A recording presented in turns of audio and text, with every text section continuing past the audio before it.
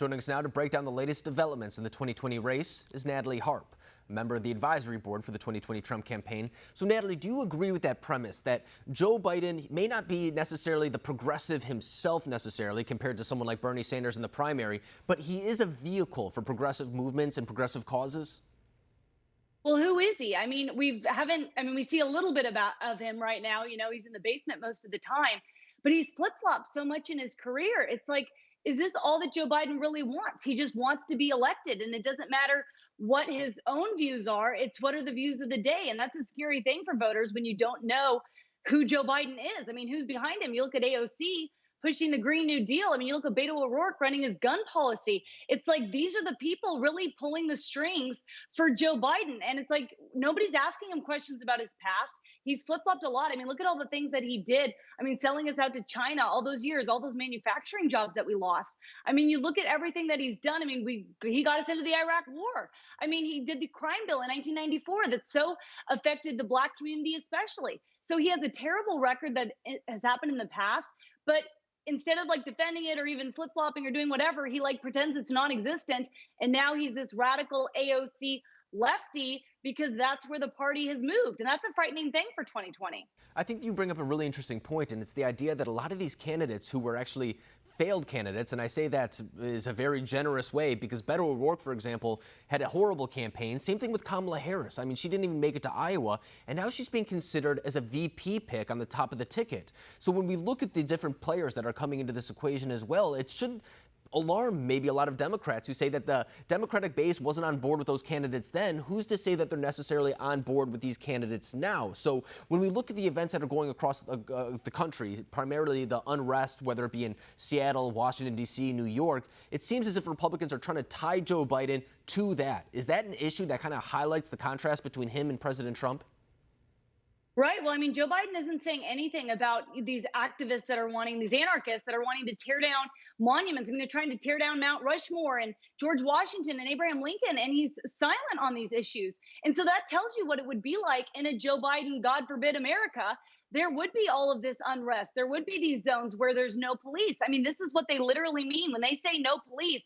There's no compromise. They don't want police reform. They literally want no police. They literally want no borders. They want no airplanes, no cows. I mean, you go down the list, they literally want no everything. And voters in November, they're going to be like, no, thank you. Like, I like America, my freedoms, my rights to do what we like to do, and to just be this almost like a dictatorship where they're saying they're shutting down your rights. I mean, we've seen it with the coronavirus, even in some Democrat states, not letting you go to church, shutting down beaches. Even here in California, again on 4th of July, yet they'll allow people to burn down stores or churches and let them riot in the streets. But good law-abiding Americans are, coming under attack. So that's big in this election because Joe Biden isn't saying anything, and that's condoning it simply through his silence. And a big thing that the Biden campaign wants to highlight during this time is saying that he's a potential leader during a time of conflict. They are taking aim right now at President Trump for his response to COVID-19 and then saying, well, Joe Biden has the experience. He's had the leadership responsibilities before, but